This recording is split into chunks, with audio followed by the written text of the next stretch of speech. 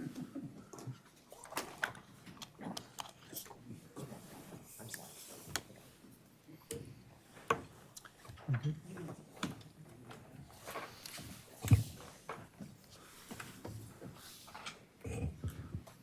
good morning, everybody. I would like to call this meeting of the FDIC Board to order. I hope everybody is patient this morning because we have a pretty full agenda, so it may take a little bit of time. We have several items on the summary agenda. Are there any questions or comments on the summary agenda? If none, may I have a motion to approve the summary agenda? So moved. Thank you. And a second? Second. Thank you. All in favor, please say aye. Aye. Opposed? The motion is adopted. We'll now turn to the discussion agenda for today's meeting. The FDIC Board today will consider 3 proposals to improve the resolvability of large regional banks. These 3 proposals are a proposed rulemaking to require long-term debt at insured depository institutions with assets of at least $100 billion.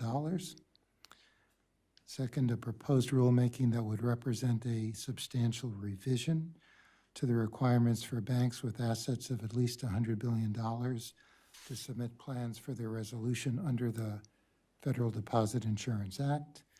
And third, proposed guidance for the development of resolution plans under Title I of the Dodd-Frank Act to resolve the largest regional banks with assets between $250 and $700 billion.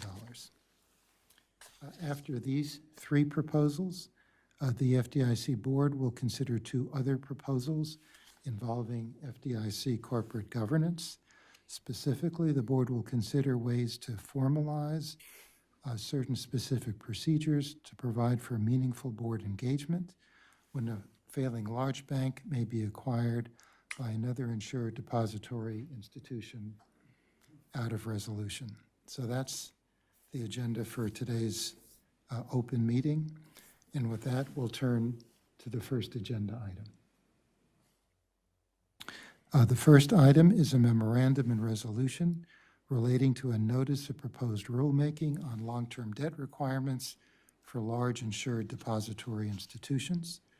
Ryan Tetrick, Andrew Felton, and Penn Stark will present the case. Did you want to book?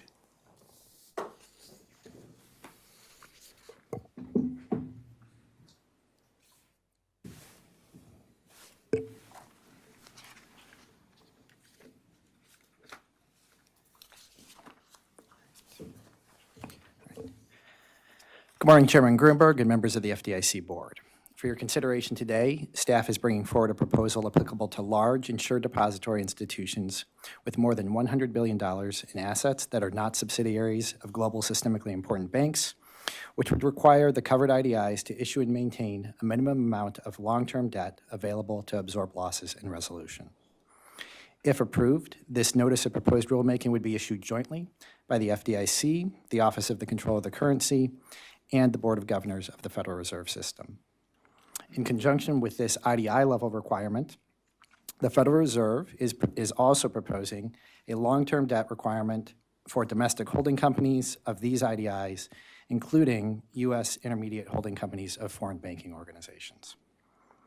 As you're aware, this proposal follows an advance notice of proposed rulemaking issued by the FDIC and the Federal Reserve last October that looked at several possible regulatory changes, including a long-term debt requirement, which could promote orderly resolution for large banking organizations.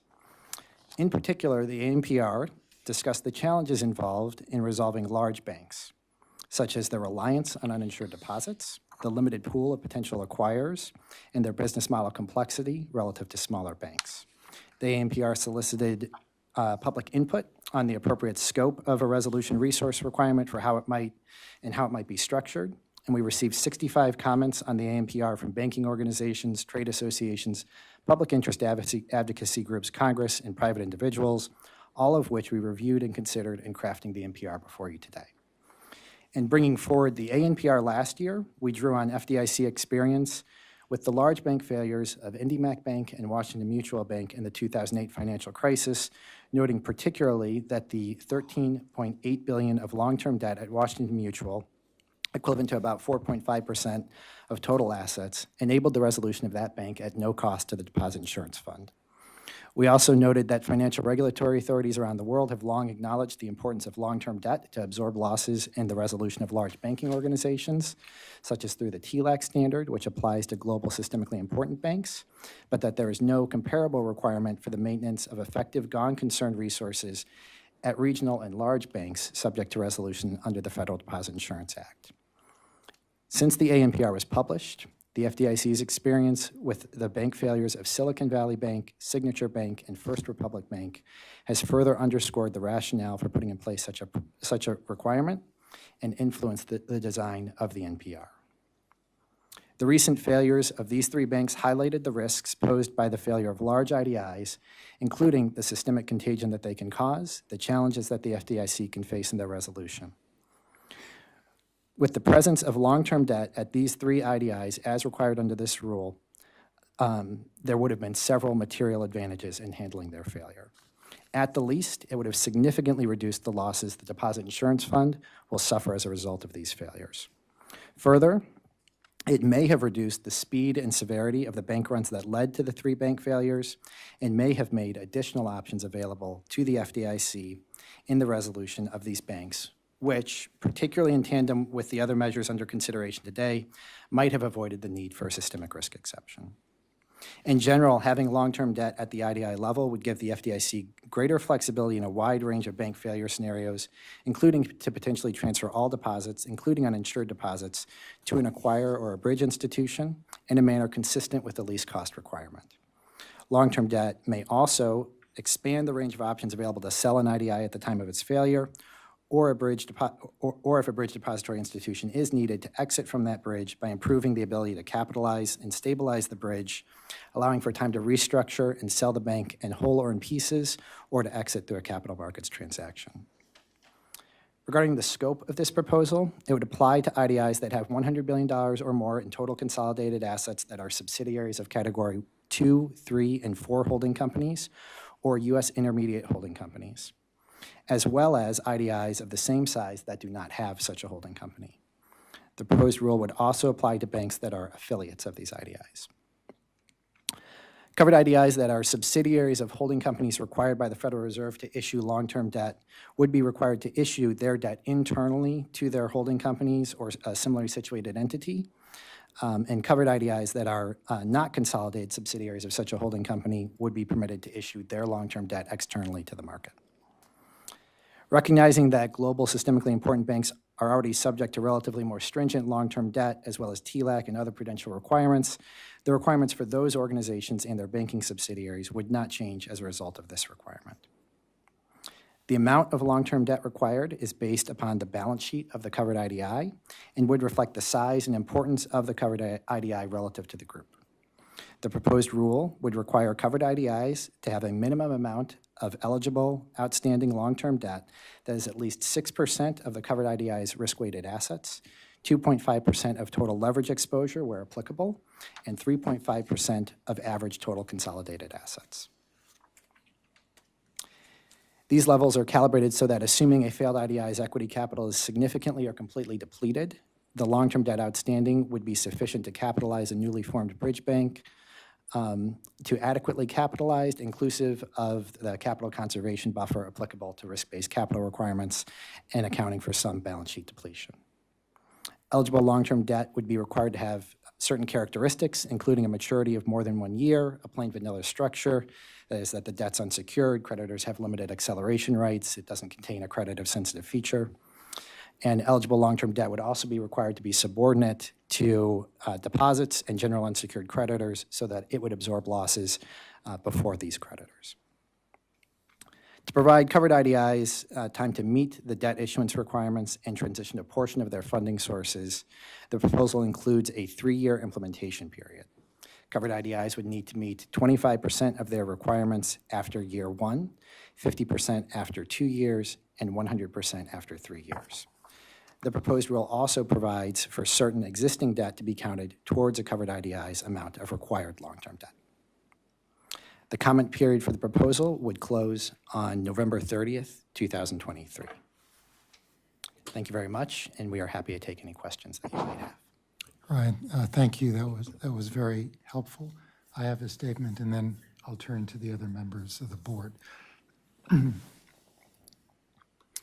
The FDIC Board is considering today a notice of proposed rulemaking jointly with the Board of Governors of the Federal Reserve and the Office of the Comptroller of the Currency to require insured depository institutions with more than $100 billion in assets to maintain a minimum amount of long-term debt. This proposed rulemaking is the product of an extensive deliberative process. In October of last year, the FDIC and the Federal Reserve published an advance notice of proposed rulemaking, an ANPR, seeking public comment on whether a layer of loss-absorbing debt held at the bank would be effective in facilitating the orderly resolution of large insured depository institutions. In the ANPR, the agencies sought input on how to structure such a proposal to facilitate resolution across a range of scenarios in a manner that is least costly to the Deposit Insurance Fund and also minimizes contagion risk and impact to the financial system and local communities. In particular, the agencies sought comment on how to expand the options for resolution without resorting to the sale of the failed institution to another large banking organization or to a global systemically important bank. The failure earlier this year of 3 large regional banks only underscored the agency's urgency in considering whether to put forward such a proposal.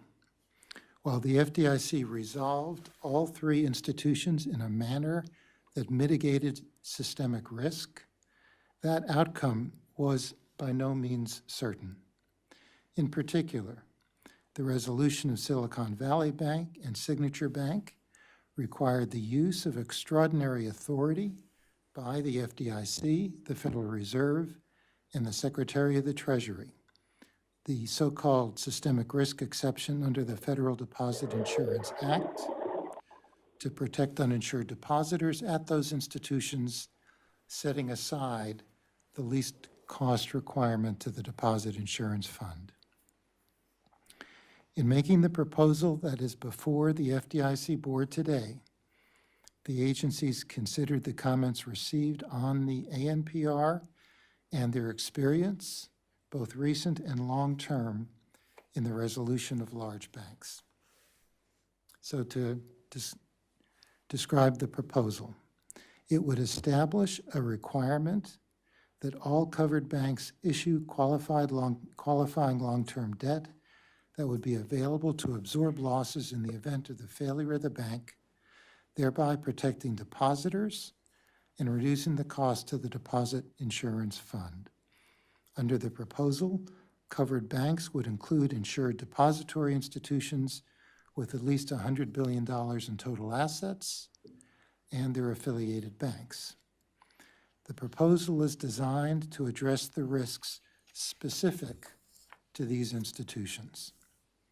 The proposed rule would provide for eligible debt instruments to incorporate features such as subordinating this debt to all other creditors, including depositors, and also a simple, plain vanilla structure. In other words, not a complex financial instrument that makes them best suited to the goal of supporting resolution. The requirement has been calibrated to support the stabilization and the recapitalization of a bridge depository institution and to facilitate a wider range of acquisition options. It would provide for a 3-year transition period, which appropriately recognizes that banks may need time to issue debt that meets the requirements. The proposal is coordinated with proposals by the Federal Reserve and the OCC to assure that these requirements apply in the same manner to the institutions that those other agencies supervise. In crafting this proposal, the agencies carefully considered projected costs covered institutions might incur to meet and maintain the proposed long-term debt requirement. The costs associated with both the full estimated amount of long-term debt, as well as the amount needed to supplement the current volume of eligible long-term debt already issued by covered institutions, were considered. It is anticipated that as banks come into compliance over a transition period of several years, they will replace existing funding sources, such as uninsured deposits, with long-term debt.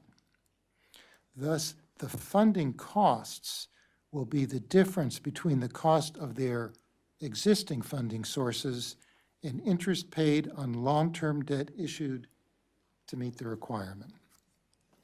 Taking this dynamic into account and factoring in the existing long-term debt already issued by many covered institutions, the agencies concluded that the incremental long-term debt required under the proposal would marginally increase funding costs and may result in a decline of net interest margins of about 3 basis points. Now, these relatively modest estimated compliance costs should be considered in the context of the potential benefits that may result from the requirement. For example, the FDIC currently estimates total losses to the Deposit Insurance Fund of over $30 billion from the recent failures of Silicon Valley Bank, Signature Bank, and First Republic Bank associated with coverage of insured deposits at all 3 banks and uninsured deposits at Silicon Valley and Signature Bank. These costs, a major portion of which would have been borne by long-term debt holders if this proposal had been in place, will instead be passed on to the banking industry through assessments. This long-term debt requirement could also have made a wider range of resolution strategies and transactions available to the FDIC, which would have further reduced losses, potentially avoiding the necessity of a systemic risk exception and possibly avoiding the costs that resulted from these failures altogether. These are direct benefits that might have resulted from this requirement. We should keep in mind the benefit to the wider financial system that would result from less disruptive and possibly fewer large bank failures over time, and from limiting the ensuing contagion that such failures can cause. That may be harder to quantify, but nevertheless might be quite consequential.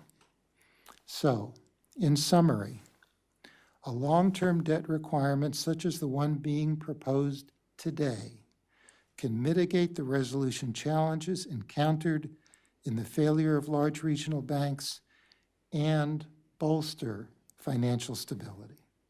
First, the long-term debt absorbs losses before the depositor class, the uninsured depositors and the FDIC, take losses.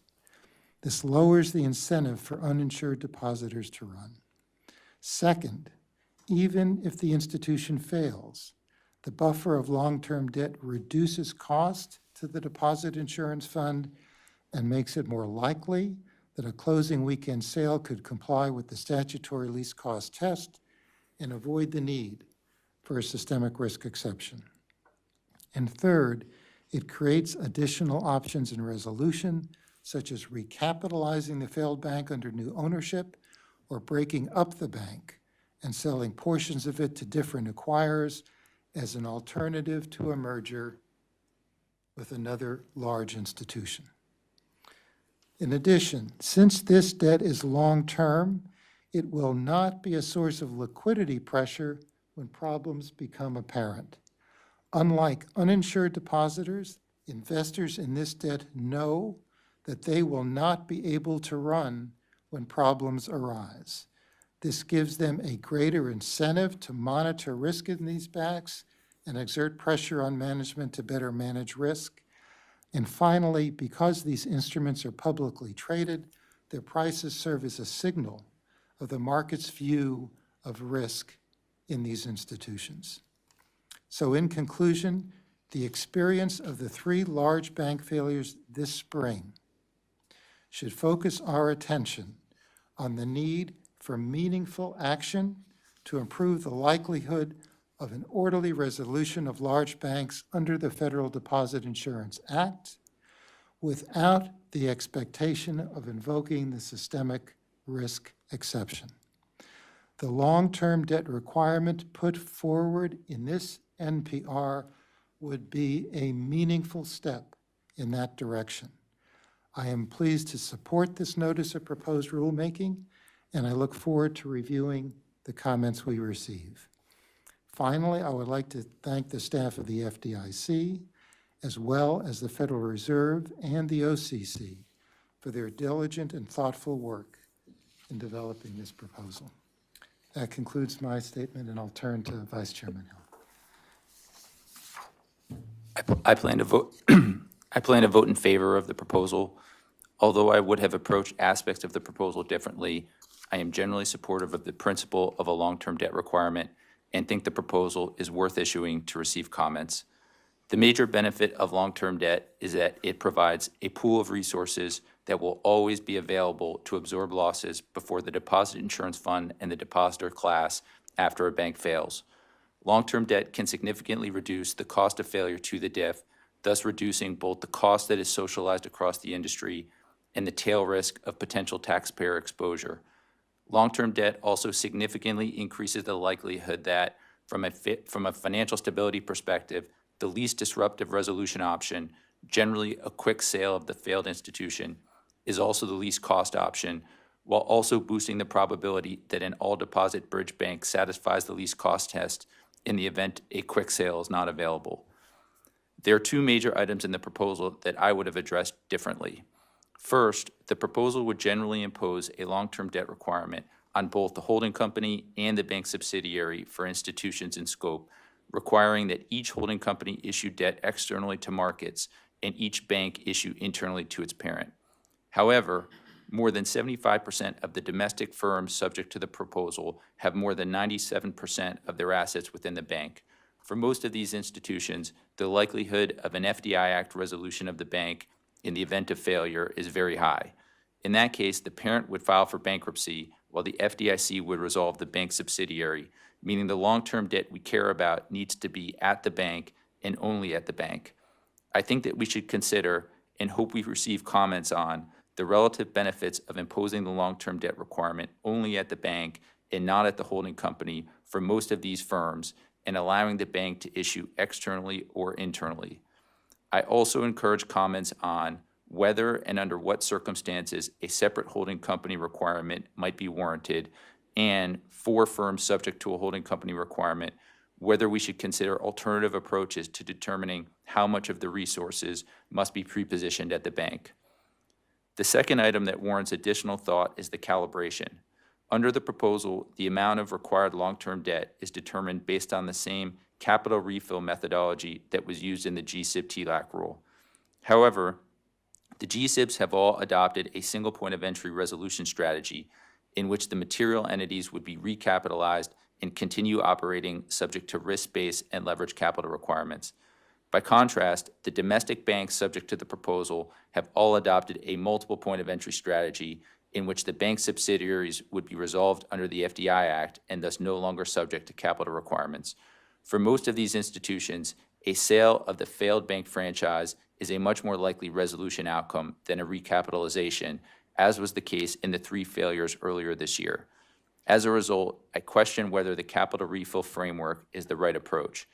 As we consider how to balance costs and benefits in calibrating the requirement, we should also be mindful that Category 2, 3, and 4 banks generally issue materially less long-term debt as part of their business models than the GSIBs did pre-TLAC, that we are in a very different rate and economic environment now than we were when the GSIB rule was issued in 2016, that the agency's recent capital proposal would materially change the calculations of risk-weighted assets, and that we are required by law to tailor enhanced prudential standards for large firms. In addition to the issues mentioned above, I also encourage comments on the treatment of long-term debt at foreign banks and the transition period, among other issues the proposal asks questions about.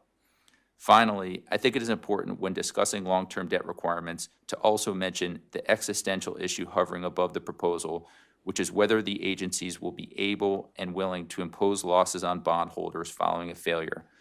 Washington Mutual is often cited as an example of a failure in which the presence of long-term debt enabled a resolution at no cost to the DIF, but it's worth remembering that 4 days later, the FDIC invoked the systemic risk exception for the express purpose of ensuring that long-term bondholders at Wachovia did not suffer any losses.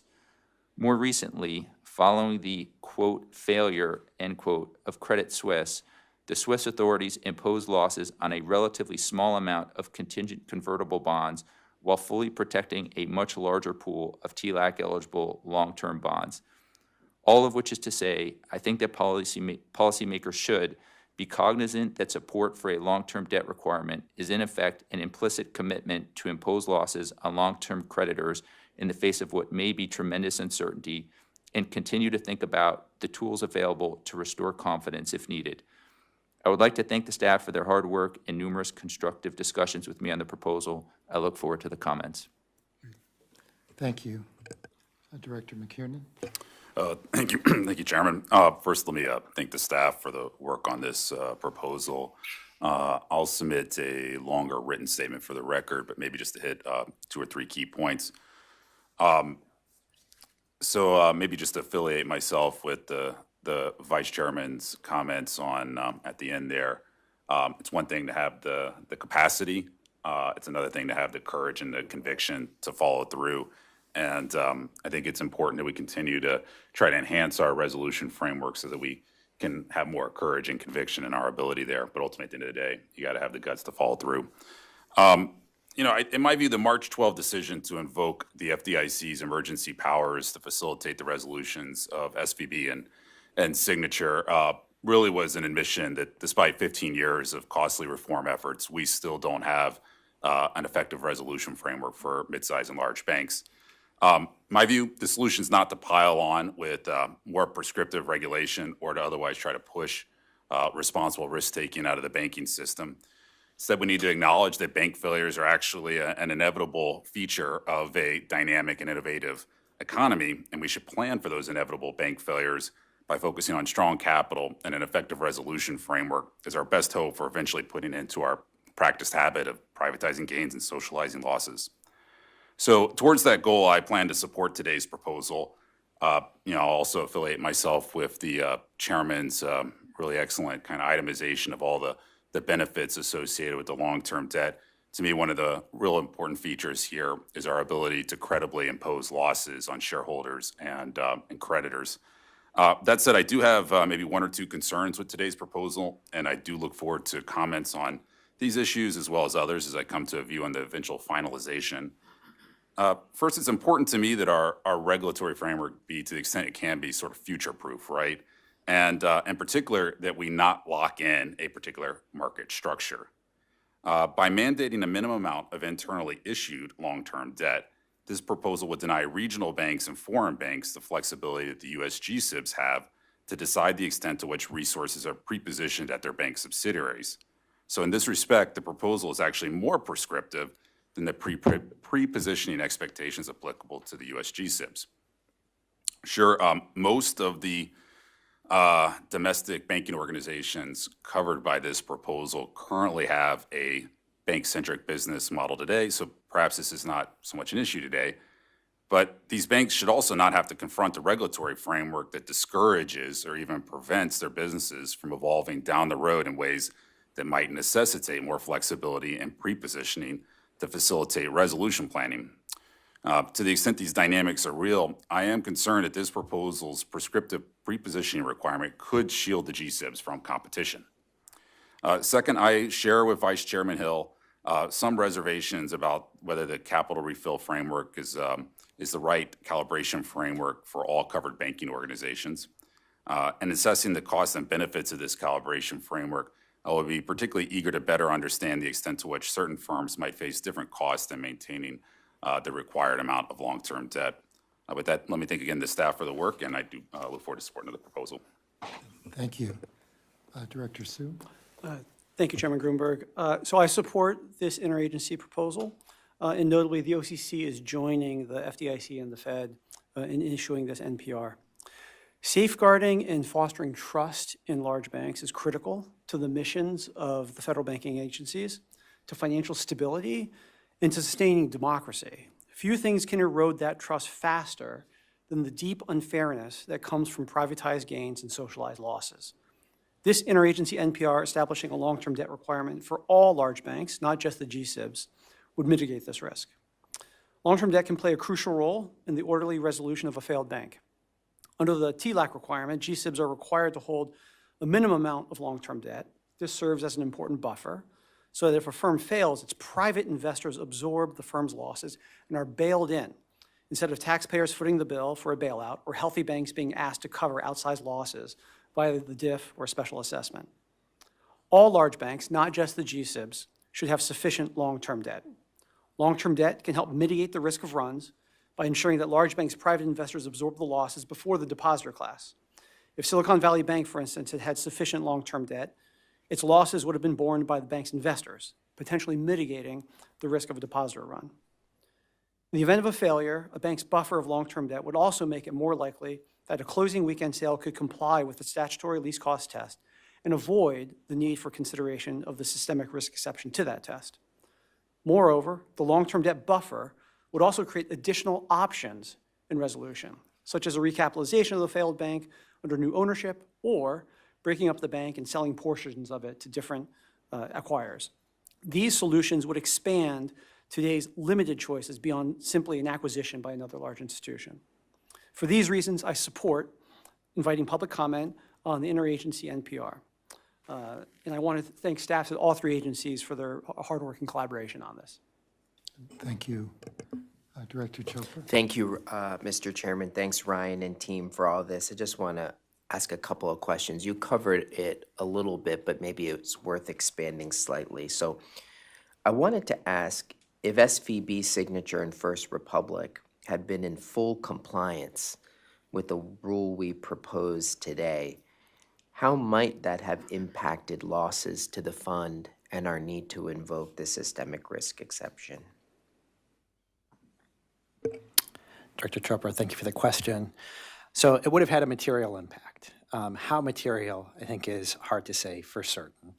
What we can say with a high degree of confidence is that simply as a matter of providing additional loss absorbency, the long-term debt would have significantly reduced the costs to the deposit insurance fund. What's harder to assess is how the other effects of this long-term debt requirement might have further reduced those costs. So, we've noted that the presence of long-term debt by absorbing losses before the depositor class could reduce the speed and severity of a run on a bank, and that could have changed the way in which this bank failed and the degree of value deterioration that occurred when it failed. Even if that hadn't had a material effect, at the very least, the fact that this debt would have been issued would have provided another market signal that would have keyed in authorities to prepare for resolution for the institution and would have provided more market oversight of the institution at the same time. And importantly, the long-term debt could have provided us with other resolution options that could have, beyond just the loss absorbency, significantly changed the outcomes in resolution. And then what's even harder to assess is how to take into account those effects in conjunction with some other proposals that are under consideration. We'll talk more later in the day about other resolution planning requirements. There's considerations about the treatment of available for sale securities that would have changed the way capital was treated at Silicon Valley Bank in particular. If you take all of these things into account, it's reasonable to expect that there would have been materially different outcomes for these institutions, potentially avoiding the systemic risk exception, but it's a counterfactual that we can't answer with precision or certainty. Exactly, and I think the key thing I want to underscore here is time. So we can think of all sorts of ways that time would have accrued to the benefit of the public. We all know that when there's a rapid sale, there's a big short due diligence discount.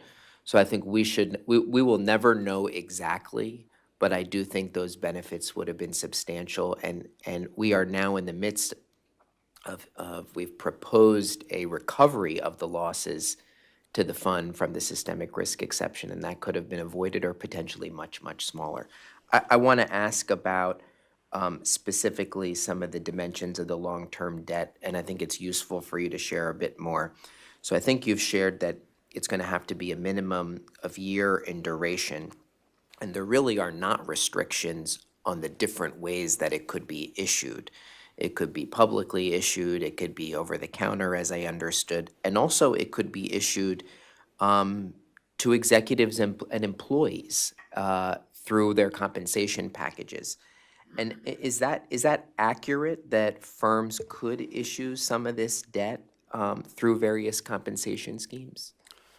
So the regulation that you're looking at in front of you, the proposal, would require IDIs to issue long-term debt. The Fed also is doing a proposal for holding companies, but at the IDI level, as the Vice Chair alluded to, in general, the IDI is required to issue to the holding company, and that's limited to a situation where the holding company is registered bank holding company.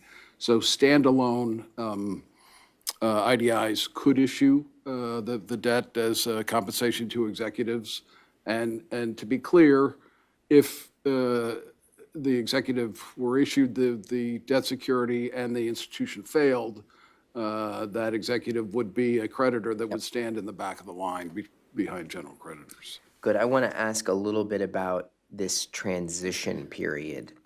And I agree with what the chairman has shared about when there's new rules about giving time. So the transition period would provide firms that presently have $100 billion or more in assets with 3 years to come into full compliance.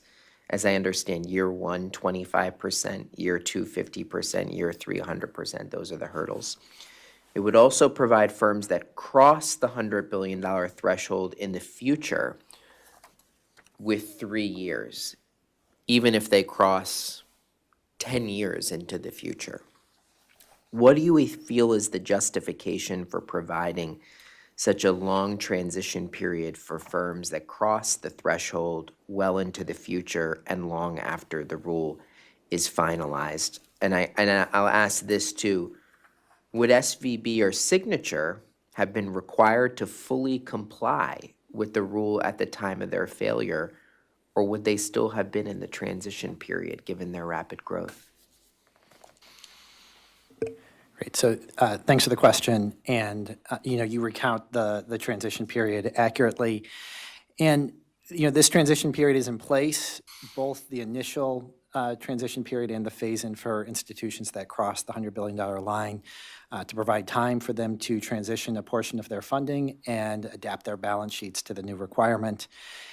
We think it's important to provide some flexibility to institutions so that they're not issuing all of their debt at the same time or dependent on the market absorbing all of their debt rapidly to balance the need for speedy implementation with the potential costs of the requirement.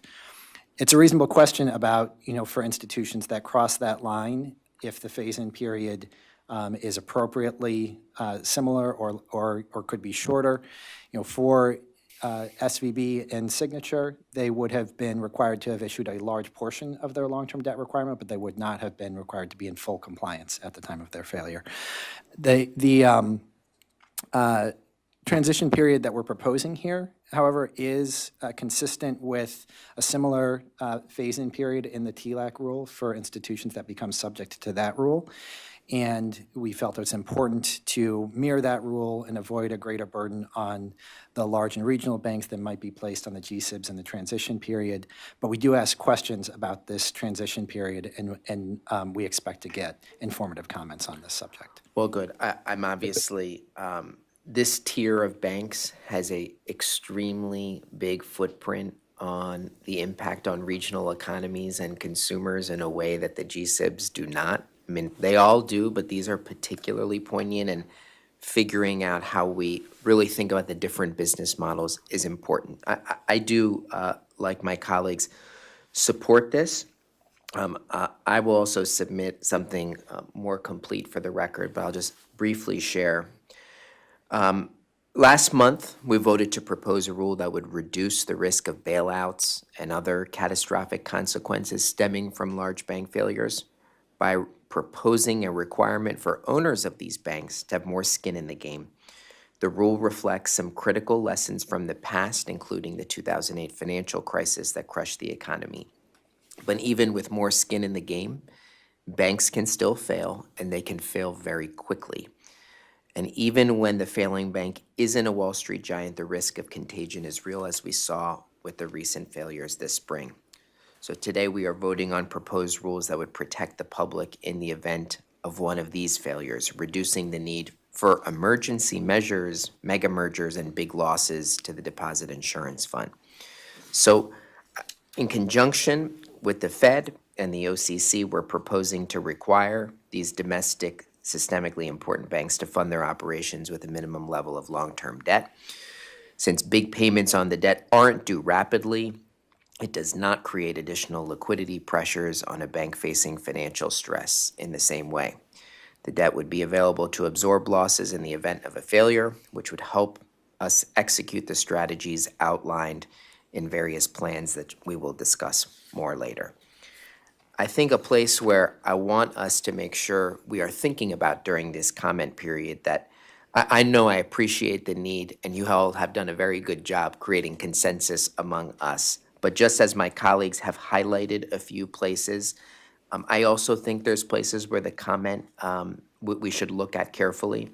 So first, the proposed requirement is only for banks with $100 billion or more in assets.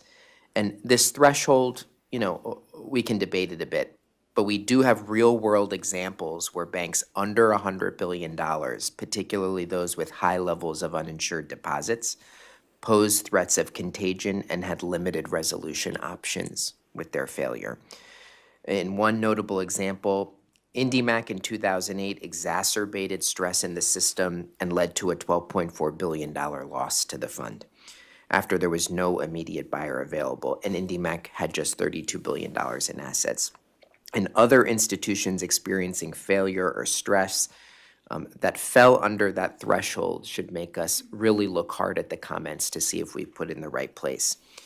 Before finalizing, let's think about whether there are some characteristics, whether it's the total amount of assets or those with high levels of uninsured deposits or those that have grown rapidly, and whether we need to tweak at all. And second, as I mentioned earlier, it establishes this 3-year transition period for banks that cross the threshold in the future rather than a prompt effective date. I just want to share that a lot can happen in 3 years.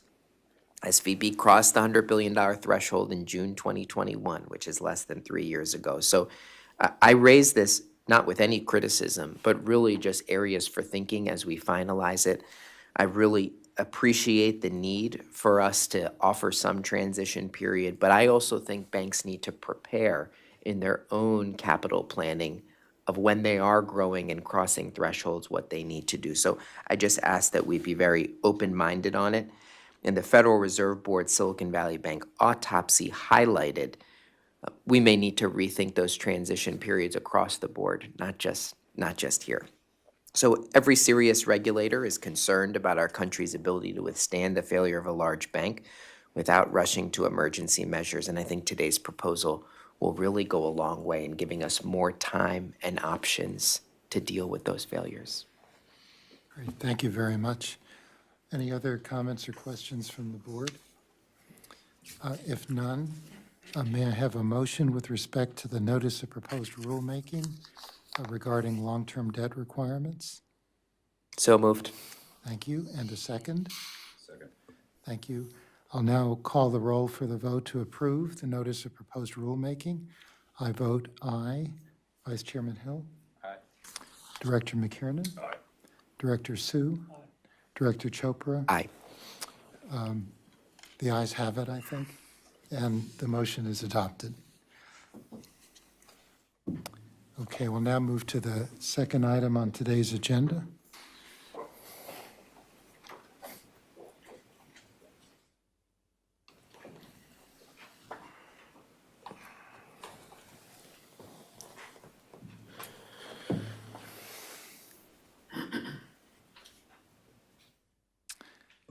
The second item is a memorandum and resolution relating to a notice of proposed rulemaking in regard to resolution plans required for insured depository institutions with $100 billion or more in total assets, and informational filings required for insured depository institutions with at least $50 billion but less than $100 billion in total assets. Ryan Tetrick, Audra Cast, and Angus Tarpley will present the case. Thank you, Chairman Grunberg and members of the FDIC Board. For your consideration today, staff is proposing the issuance of a notice of proposed rulemaking that would amend and restate the existing insured depository institution rule, which is codified at 12 CFR Section 360.10. The proposed NPR entitled Resolution Plans Required for Insured Depository Institutions with $100 billion or more in total assets, Informational Filings Required for Insured Depository Institutions with at least $50 billion but less than $100 billion in total assets, proposes to revise the existing rule requiring resolution plans to be provided to the FDIC by IDIs with $50 billion or more in assets. While the proposal would be a complete restatement of the existing rule, it draws upon the existing rule as well as guidance and feedback that has been given under the review of plans since the rule was originally adopted over a decade ago.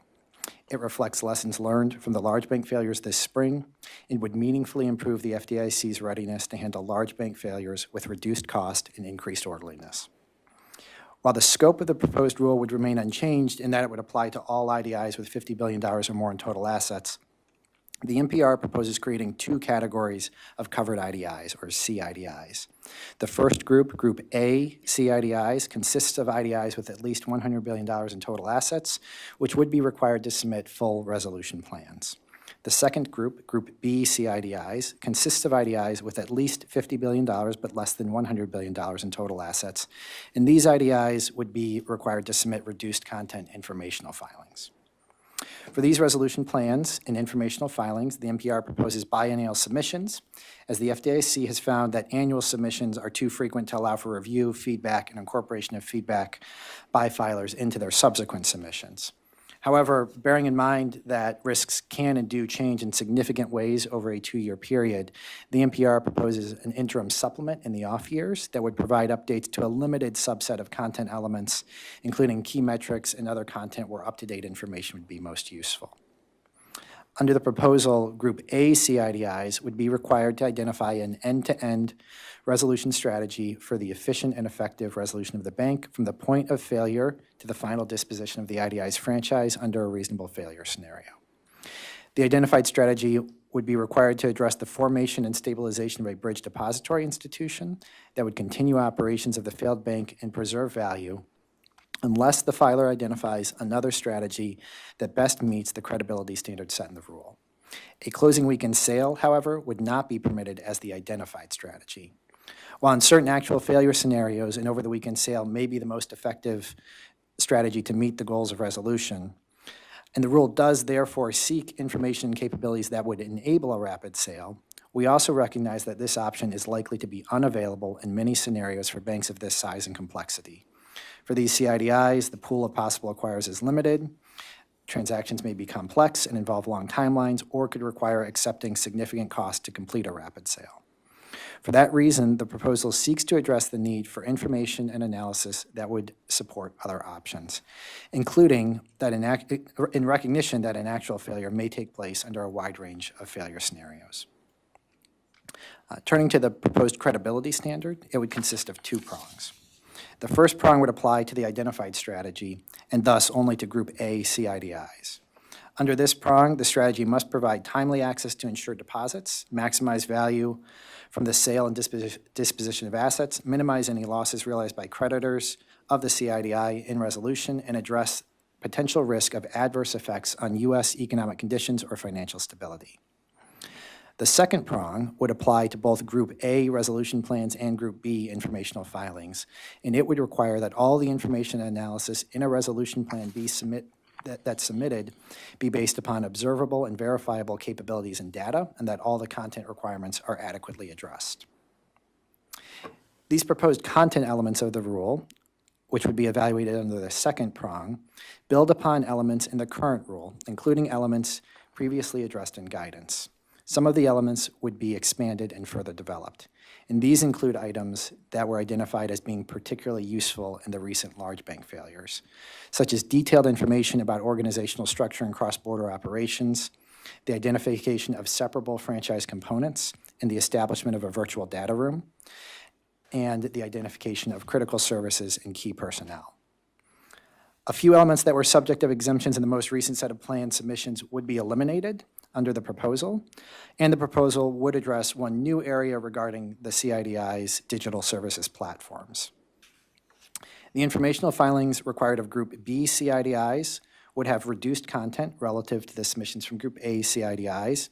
In particular, they would not be required to include a resolution strategy based upon a failure scenario, nor would they be required to demonstrate capabilities with respect to valuation needed to perform least cost analysis. Staff believes this approach is appropriate, recognizing that banks between $50 billion and $100 billion play an important role in the U.S. banking system and require significant advanced resolution planning. At the same time, the proposal recognizes that not all elements of the proposed resolution plans for Group A CIDIs would have the same benefits for resolution planning for Group B CIDIs. The NPR would clarify expectations regarding engagement between the CIDIs and the FDIC, which would allow additional focus on areas relevant to a particular CIDI. And the proposal makes clear that engagement would occur generally no more than once per planning cycle. Similarly, capabilities testing would allow the FDIC to require a CIDI to demonstrate that it can perform the capabilities described in the plan, such as those necessary for the timely creation of a virtual data room and continuity of operations. Finally, codifying certain aspects of prior guidance into a rule, the proposal would bolster the enforceability of the rule. The NPR also clarifies that any violation of the rule may be subject to enforcement under Section 8 of the FDI Act, including backup enforcement action pursuant to Section 8T. Staff proposes comments be due by November 30th in alignment with other proposals related to the resolvability of regional and large banks being discussed today. With that, thank you very much for your attention to this proposal, and we're happy to respond to any questions that you might have. Great, thank you very much. I have a statement, and then I'll turn to the other members of the board. The FDIC Board is also considering today a notice of proposed rulemaking to revise the resolution plan regulation for insured depository institutions under the Federal Deposit Insurance Act. The FDIC first adopted a resolution plan rule for insured depository institutions in 2011. The rule requires covered banks, and I quote, to develop and submit detailed plans demonstrating how they could be resolved in an orderly and timely manner in the event of receivership, close quote. Over the years, the FDIC has given banks feedback and guidance with respect to their plans and has considered different approaches to the planning requirements. For some time, the FDIC has been considering ways to improve the effectiveness of these plans and to set clear expectations for the banks with respect to their content. We have determined that a rulemaking is the best approach to meet these goals in a way that would be both transparent and effective. The proposal before the FDIC Board today is a revision of the current rule that draws upon over a decade of plan review and feedback and the FDIC's experience in the resolution of large banks including the 3 recent large bank failures. For banks with at least $100 billion in assets, the proposal would incorporate most of the current rules requirements for an IDI resolution plan, but with important modifications and enhancements. While each of the 3 bank failures this spring ultimately concluded in a sale to a single acquirer, it is also clear that such a sale may not always be possible or may require accepting significant costs to facilitate a rapid sale. Therefore, the proposed rule will seek to expand the options available to the FDIC by requiring that covered insured depository institutions with more than $100 billion in total assets provide a strategy that is not dependent on an over-the-weekend sale. It would require the bank to explain how it could be placed into a bridge depository institution, how operations could continue while separating itself from its parent and affiliates, and the actions that would be needed to stabilize a bridge depository institution, among other options.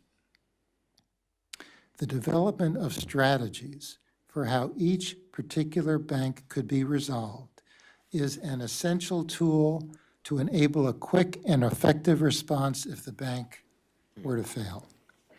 The bank itself has the best understanding of the value and operations of its franchise. Its resolution plan, including its proposed resolution strategy, options to address a range of scenarios, and the information and analysis required to support the plan, will materially improve the ability of the FDIC to execute resolutions of large banks in a manner that preserves stability in the banking system and reduces the costs to the Deposit Insurance Fund and other stakeholders. Now, institutions with assets under $100 billion can also present resolution challenges. While the NPR does not propose requiring full resolution plans for these banks, it would require a submission of information and analysis from banks between $50 and $100 billion to ensure that the FDIC has options to resolve such banks in a range of scenarios. Both the resolution plans and the informational filings would include information that would have been particularly helpful in dealing with the 3 bank failures this spring. For example, these include the ability of the IDI. First, the IDI's capability to promptly establish a virtual due diligence data room and populate it with enough information for interested parties to bid on the bank or certain of its assets or operations. Second, the maintenance of information necessary for operational continuity of the bank, including a more thorough description of key personnel and retention plans, critical third-party services, third-party and shared services, and payments and trading activities. And third, the ability to describe communication systems and strategies for reaching internal and external key stakeholders in the event of a resolution. The rule would also require banks to identify franchise components, such as asset portfolios or lines of business that could be readily separated and sold in order to provide additional options for exiting from resolution by disposing of parts of the bank to reduce its size and expand the universe of possible acquirers. Finally, the proposal would make several useful modifications to the current rule.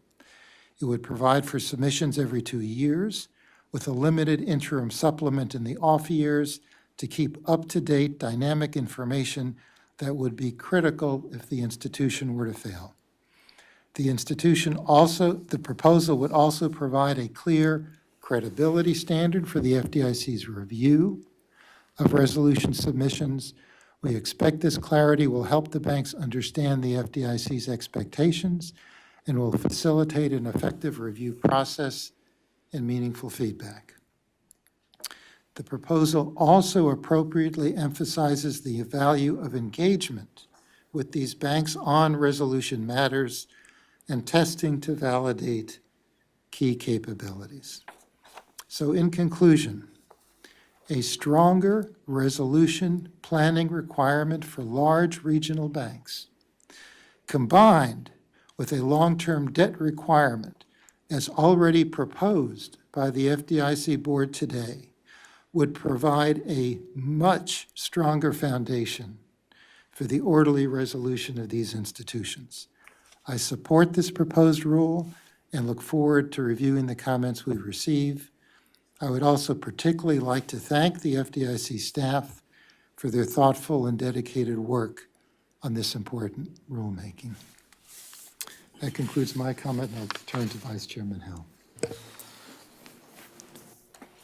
I support the high-level objectives of resolution planning for large IDIs, but I plan to vote against today's proposed amendments. 2 years ago, the FDIC issued a policy statement on IDI resolution planning that signaled a shift in focus and emphasis toward engagement and capabilities testing conducted by the FDIC with firms. I continue to think that shift was warranted. While periodic resolution plans can provide valuable, high-level information to help the FDIC better understand a bank and its business lines, engagement with firms is in some cases a more valuable part of the process. To give one example, the IDI rule requires firms to submit a list of key employees, as knowing whom to talk to is critical when a bank fails. But the list included in the plan itself is less valuable than a firm's capability to provide an accurate, up-to-date list of key employees at the time of failure. Rather than adding a number of new items to the plan requirements as contemplated under the proposal, I think we should continue to shift our focus toward firm engagement. In addition to intensifying plan submissions, the proposal would also shorten the plan cycle from 3 years to 2, with additional submissions every year a plan is not due. Historically, the FDIC has repeatedly struggled to provide firms meaningful, timely feedback on IDI resolution plans. Moving the submission cycle from 3 years to 2 virtually guarantees the FDIC will not be able to engage with and provide meaningful feedback to every firm each cycle, and also means the FDIC staff will devote more time to reviewing plans and less time to firm engagement. The proposal would also elevate the importance of each firm developing an identified strategy for resolution, which must include entry into and exit from a bridge bank. I am generally skeptical that this is the best way to approach resolution planning. The ideal resolution outcome is almost always a quick whole bank or all deposit sale concurrent with or shortly after the FDIC's appointment as receiver, as occurred when First Republic failed in May. I think the focus of resolution planning for most of the firms in scope should first and foremost be on maximizing the likelihood of such an outcome. And in addition to imposing expectations on firms, we should also consider what the FDIC could do better, such as potential improvements to the bidding process. Secondarily, the FDIC also needs to be prepared for the possibility that a quick sale may not be viable, in which case the primary focus should be on entering into and opening a bridge bank, seeking to stabilize the bridge to the extent possible, and trying to exit the bridge as quickly as possible. As was demonstrated by the Silicon Valley and Signature Bridge Banks, once a bridge bank opens, the franchise value of the institution is likely to deteriorate quickly. Generally, I think the planning process should be focused more on what might happen in the first 2 to 4 days post-failure and less on what might happen 4 weeks or 4 months later. I also dislike the proposed enhanced credibility standard. The proposed standard, particularly the first prong, is subjective and speculative and puts the FDIC board in the position of making definitive predictions related to highly unpredictable theoretical bank failures. In the 2021 policy statement, the FDIC moved away from credibility determinations, a move that I continue to support. I think the FDIC should provide specific feedback to banks on particular issues as they arise, similar to the existing supervisory process, rather than putting every plan in its entirety up for a thumbs up, thumbs down vote. Finally, I think it is disingenuous to call the submissions that would be required of firms with between $50 and $100 billion in assets information filings rather than resolution plans. These filings would still include almost all the elements required of resolution plans, and according to the economic analysis in the proposal, would be more burdensome than the resolution plans that banks above $100 billion in assets currently file under the existing rule. I am open to the possibility that it would be worthwhile to receive some sort of periodic resolution-related information from a class of banks with less than $100 billion in assets. But I think we should consider whether further streamlining is warranted, and if not, we at least should not pretend these are something other than resolution plans. Overall, I fear this proposal is trying to do too much all at once rather than focusing on and prioritizing key aspects of resolution readiness. I will vote against the proposal, but am thankful to the staff for all their hard work, and I look forward to the comments. Thank you. Director McKiernan. Thank you, Chairman. Let me also thank the staff for their work on this proposal. Clearly been a busy last couple months for the folks, and it shows in the good work product here.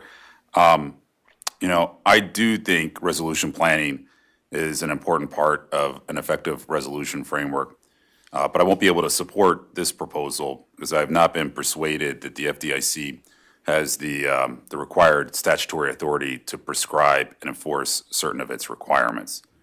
Backing up a bit, resolution planning requirements were not really a thing before the 2008 financial crisis. The Dodd-Frank Act was the first federal legislation to expressly authorize and require resolution planning. Importantly, although probably it should have, the Dodd-Frank Act did not extend similar authorities to the FDIC to require insured depository institutions to submit resolution plans. Instead, as with its current resolution planning rule, the FDIC would rely on a grab bag authorities that predate the Dodd-Frank Act. Now, as I read these authorities, the FDIC is generally on solid ground to the extent that the proposal would require a bank to submit resolution-related analysis and other information to the FDIC. However, this proposal goes further, even much further, by requiring banks to develop certain resolution-related capabilities. Capabilities goes beyond information requirements, and I think would compel changes in banks' businesses.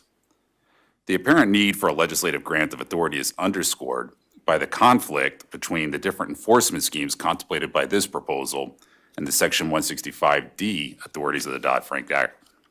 Under this proposal, if the FDIC determines that a resolution plan is not credible, the FDIC could impose asset growth restrictions or potentially even require divestitures, among other remedies. In contrast, the Dodd-Frank Act's enforcement scheme for resolution planning is considerably more tailored. Under that Dodd-Frank Act approach, asset growth restrictions, required divestitures, or other remedies can only be required after both the Federal Reserve Board and the FDIC have, one, determined that a company's resolution is not credible, resolution plan, I should say, is not credible or would not facilitate an orderly resolution of the bankruptcy code. Two, offered the company an opportunity to cure. And then three, let at least 2 years pass under jointly imposed interim sanctions. Anywhere along the way, one agency disagrees, there's no authority to impose further sanctions. The Dodd-Frank Act's joint and graduated enforcement process mitigates the potential for abuses exceedingly consequential authority to shrink a too-big-to-fail firm. In contrast, the FDIC can impose these or other sanctions in its sole discretion without the approval of the Federal Reserve Board and without having to work through the cure and interim sanction steps contemplated by the Dodd-Frank Act. The risk that the FDIC, should it actually have the authority to prescribe and enforce this proposal, could in effect nullify the Dodd-Frank Act's enforcement scheme reinforces my view that the FDIC actually lacks that authority. In closing, my current view is that this proposal would require a legislative grant of authority. I look forward to commenters' views on this question as well as other aspects of the proposal, and I'll submit a more complete statement for the record. Thank you. Good. Thank you. Director Sue. Thank you, Chairman. I support the proposed revisions to the IDI Resolution Plan Rule. These revisions, along with the long-term debt proposed rule and the proposed Title I guidance, seek to ensure that all large banks are resolvable as they continue to evolve and grow. My consideration of these revisions is from the perspective of a longtime practitioner and battle-scarred financial regulator. I have personal experience leading and overseeing examinations of large bank resolvability. I know how strong resolution planning requirements can improve a bank's resolvability, and vice versa, how weakening such requirements can lead to a check-the-box mentality and a false sense of comfort regarding a bank's resolution capabilities. As the large bank failures of this spring have shown, banks and regulators cannot afford to be complacent when it comes to resolution. This proposed rule would require covered banks to develop and submit detailed plans demonstrating how they could be resolved in an orderly and timely manner in the event of receivership. Importantly, the rule would enable separability by requiring covered banks to demonstrate the capability to promptly establish data rooms and populate it for interested parties to bid on the bank's certain assets or operations. The rule would also require banks to identify franchise components, such as asset portfolios or lines of business that could be separated and sold. In a few moments, we will be discussing proposals regarding the board's involvement in mid-size and large failed bank sales. This notice of proposed rulemaking regarding IDI resolution plan amendments is relevant to that discussion. In particular, the elements aimed at improving separability, as they would, in combination with the long-term debt proposal, help ensure that the FDIC has actionable options when dealing with failed bank sales. Thus, I support inviting public comment on the NPR to revise the IDI resolution plan rule. I especially want to thank staff for their dedication and hard work on this. Thank you. Thank you. Director Chopra? Thank you, and thanks, Ryan and team, for that briefing. Just wanted to, for sake of time, I'll just quickly go through some things. The issue of capabilities testing has come up a couple of times. Could you just briefly elaborate on the types of capabilities the proposed rule contemplates and that we'd seek to test? Great. So thanks for the question. And a couple of areas that we're envisioning for focus and capabilities testing are to ask a firm to set up and populate a virtual data room and to map critical services and key personnel to material entities and franchise components.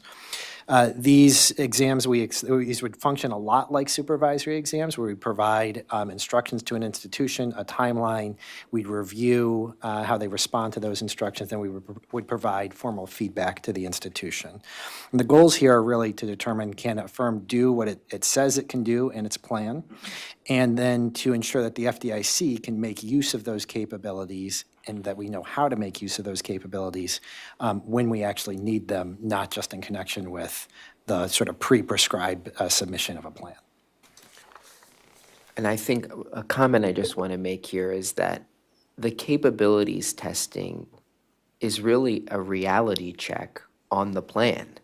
And I actually might slightly differ that I'm not sure it would require great business process change if they are submitting a true and accurate plan.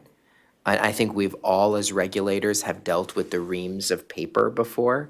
We cannot have reams of paper prepared by lawyers. We need actual plans that have some reality to them. So that's actually, I see this capabilities testing as directly related to that. I wonder if you could talk about the credibility standard in the proposal and how it generally compares with the standard used in the Dodd-Frank living wills. Thank you for that question, Director. I think it really comes down to resolvability under two different statutory frameworks.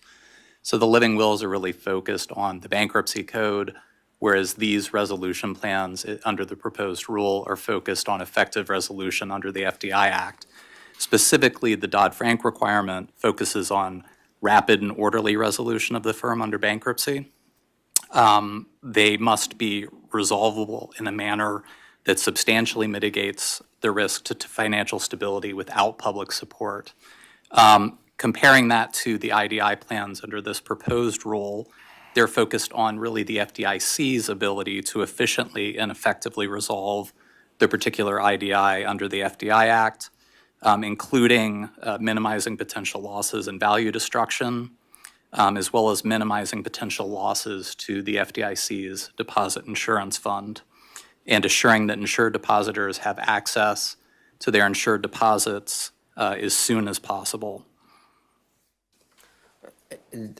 Thanks, and I raised that because I think it's also very important, and Director McKernan raised this.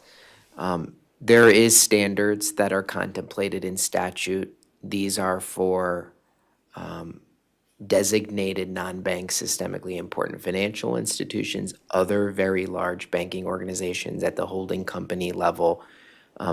This is an IDI for which bankruptcy is not an option in U.S. law, and I do think it is right for us to be thinking about how we compare it, but also to realize we will have different objectives, especially as it relates to insured deposits. I want to ask about legal authority real quick. Just want to confirm something.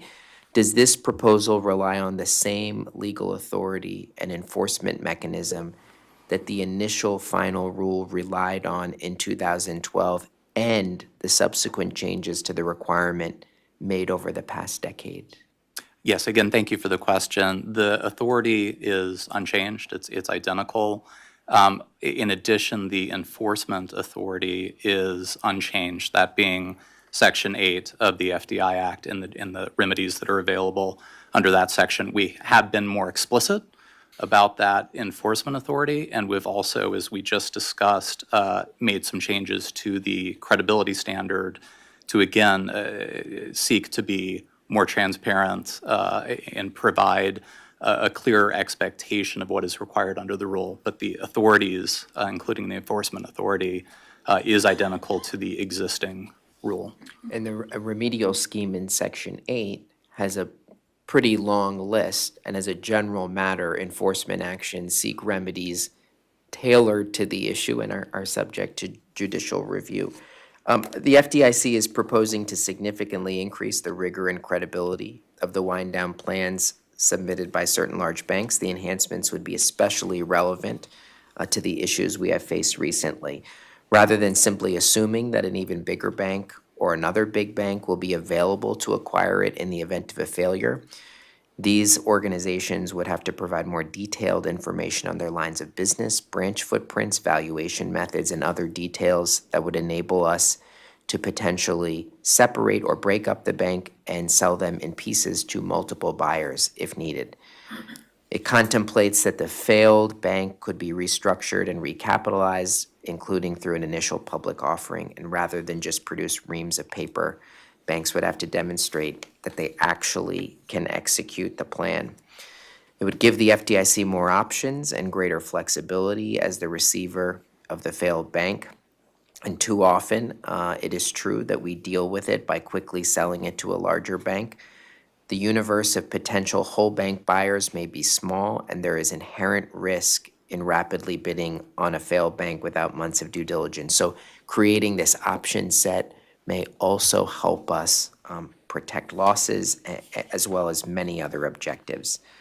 We know that there may be times when a buyer won't be immediately available. I think rather than invoking emergency measures, the submission of plans will give us more intel to maximize value and minimize negative spillover effects, especially if there's more options to auction off individual business lines, regional branch networks, or otherwise restructure the bank.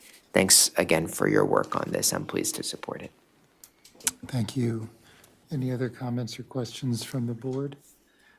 If none, I may have a motion with respect to the notice of proposed rulemaking regarding revised resolution planning for certain insured depository institutions. So moved. Thank you very much. And a second? Second? Thank you. I'll now call the roll for the vote to approve the notice of proposed rulemaking. I vote aye. Vice Chairman Hill? No. Director McKiernan? No. Director Sue? Aye. Director Chopra? Aye. The ayes have it, and the motion is adopted. Okay. That's true. You're right. You're right. Anybody want a break, or are we all good? Thanks, Ryan. Would you like it? I'll give you that. Yeah.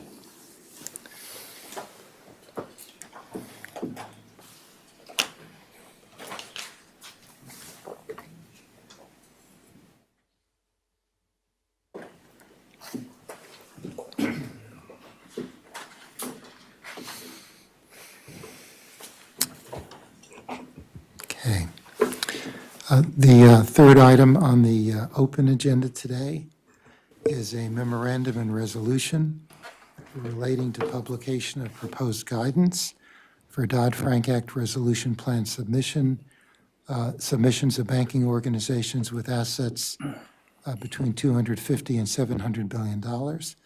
Rob Connors, David Wall, and Esther Robin will present the case. Chairman Gruenberg and members of the board, good morning. The implementation of the Dodd-Frank Act Title I Resolution Planning Rule has been an iterative process where the FDIC and the Federal Reserve have provided feedback on individual plan submissions and provided guidance to certain groups of covered companies. The agencies have not, however, issued guidance to the full set of firms that make up the triennial full filers, that is to say, the Category 2 and Category 3 banking organizations. My comments today pertain to proposed guidance that staff recommends the board approve for publication for comment that would apply to the domestic triennial full filers through one document and the foreign triennial full filers through another. I would like to share 3 reasons why this guidance is important, and then I will highlight some principles that we observed in its crafting. This guidance is important because the agency's recent experience with the failures of certain large insured banks illustrates that such failures may have serious adverse effects on financial stability in the United States. And several of the companies that would be covered by this guidance operate large insured bank subsidiaries that are greater to in size and complexity than those that failed in March.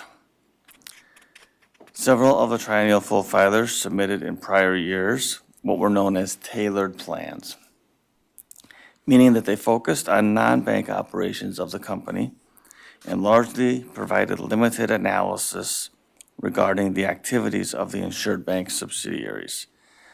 The proposed guidance would clarify the expectations for a firm adopting an MPOE strategy with a material entity, IDI, to demonstrate how the IDI can be resolved in a manner that mitigates risk to U.S. financial stability without relying on the assumption that a systemic risk exception will be available.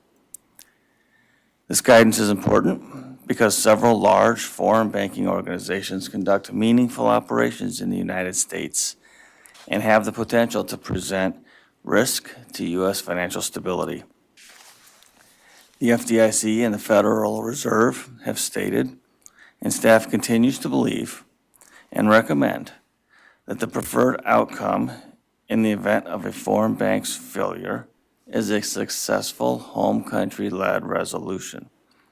However, during the run-up to the resolution of Credit Suisse, as the Swiss authorities were considering various paths to resolution, staff observed that the measurement systems and criteria used to evaluate the condition of U.S. operations and the global operations were inconsistent, complicating the judgments necessary to execute a coordinated resolution. Accordingly, the proposed guidance states that FBO resolution plans should consider both the group-wide resolution strategy and the objectives of the Title I Resolution Plan rule, so that the U.S. strategy is complementary to the home country global plan. The experience with Credit Suisse and the firm's liquidity and capital adequacy challenges also illustrates that it can be difficult to obtain resources when stress conditions are already present. Accordingly, to help ensure firms' U.S. non-branch material entities could be resolved in an orderly manner, the concept of pre-positioning capital and liquidity in the United States is reincorporated to ensure a firm's U.S. intermediate holding company has an adequate amount of loss-absorbing capacity and sufficient liquidity to execute its U.S. resolution strategy. This guidance is important because the agency's review of the 2021 targeted resolution plans revealed inconsistencies in the amount and nature of information provided on critical informational elements, In addition, some resolution plans included overly optimistic assumptions regarding the availability of financial resources at the firm at the time of a bankruptcy filing, as well as the ability of a firm to access financial assistance prior to and during resolution. The proposed guidance would assist the firms in developing their resolution plans by clarifying agency expectations regarding several elements of plan content, including foundational assumptions. In developing and implementing the proposed guidance, staff recommends that the board maintain the FDIC's long-standing practice of not prescribing resolution strategies. To that end, the proposed guidance states explicitly that it is not intended to favor one strategy or another. Whether to use an SPOE or an MPOE approach is the firm's choice and would, we expect, reflect its comprehensive assessment of its organization, operations capabilities, and risks that its failure might present to financial stability. The single point of entry and multiple point of entry resolution strategies pose different risks and require different types of planning and the development of different capabilities. And since both of these approaches are available to the triennial full filers, the guidance documents are bifurcated with separate guidance for SPOE and MPOE strategies. I would also like to highlight that the proposed guidance was largely derived from existing guidance, but also with modifications that account first for the differences in characteristics between these firms and the U.S. GSIBs, and second, for the MPOE strategy. For example, staff has observed that the derivatives activities within Category 2 and 3 firms are more limited than within Category 1 firms. Also, a single point of entry strategy, whether it includes ongoing derivative activities or a solvent wind down of those activities outside of resolution, requires the consideration of different factors than does an MPOE strategy with a failed derivatives market participant. Therefore, rather than mirroring the GSIB standards at this time, staff recommends that the board approve the approach of asking for public comment as to the most appropriate approach to addressing risks associated with derivative activities in the Category 2 and 3 firms. And thank you, and we will be happy to respond to any questions.